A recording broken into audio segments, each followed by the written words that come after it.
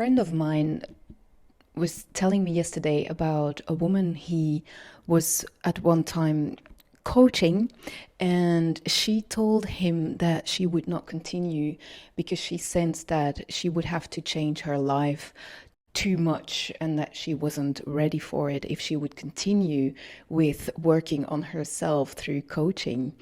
And the specific situation was that she was in a relationship with a narcissist and someone who was very, very jealous.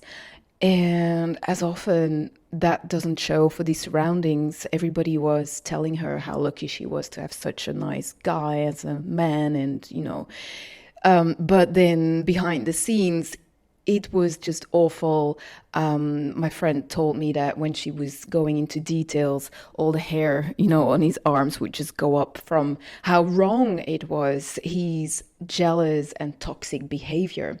And this made me think of maybe some things from my past and what I think might be a an element of why people stay in such relationships, because it's not obvious. We all think when we hear stories like that, and especially when we see these people who are often fantastic people and smart and so on, and why the hell would they stay in such a toxic relationship? And so what I think is an element is that there is an intensity in the dynamic that translates, or that also gets into bed, into the sexual encounters between two people like that.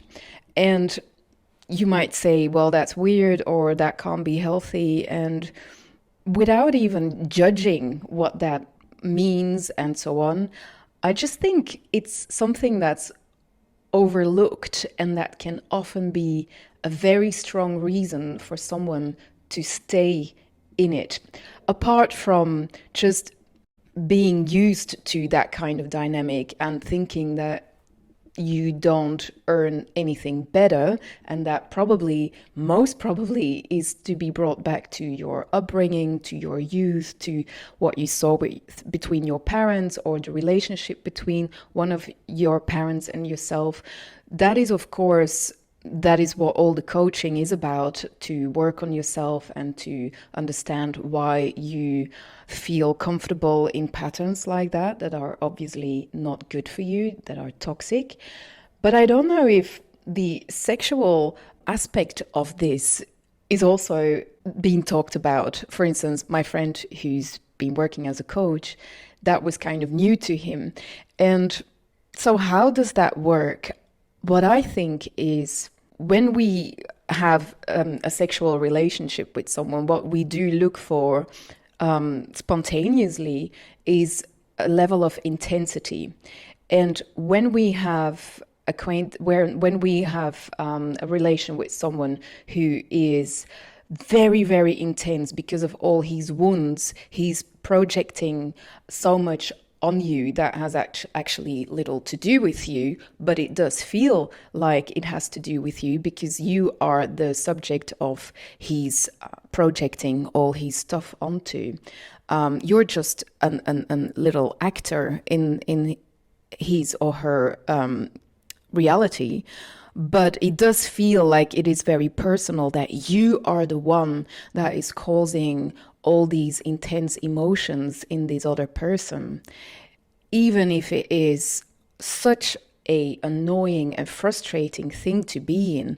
I mean, who likes to be in quarrels, in misunderstandings, in trying to make someone understand that no, you're not trying to make him or her jealous, or you're not trying to be mean or whatever.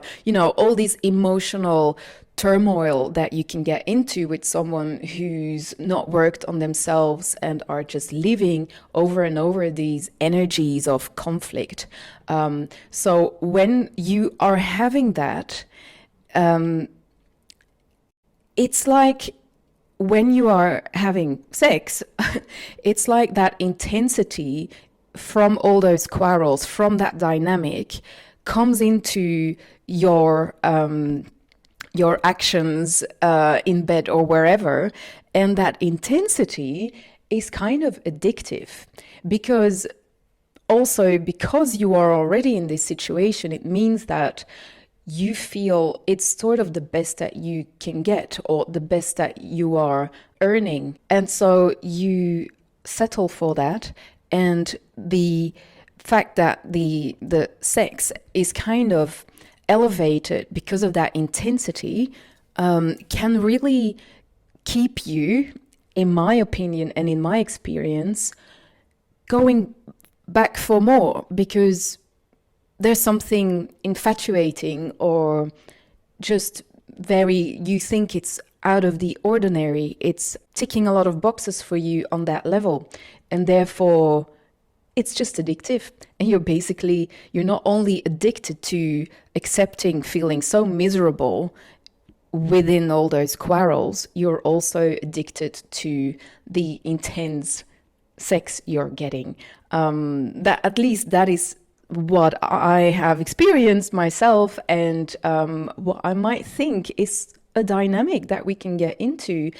And if you're then going to a coach who's trying to disentangle all the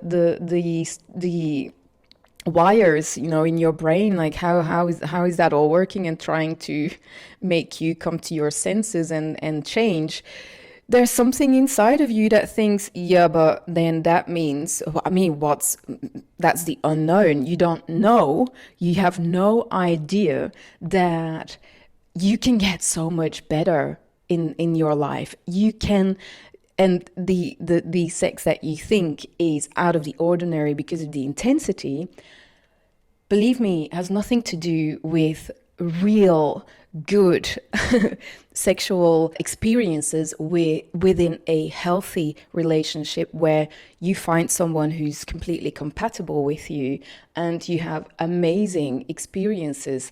If you are in a toxic situation, there is something in you that does not believe that a non-toxic relationship will tick those boxes for you. You think it might be boring or flat, or, boring and flat. Who wants that? No one. So you are giving preference to something that is toxic, bad for you, but somehow also good for you, you think.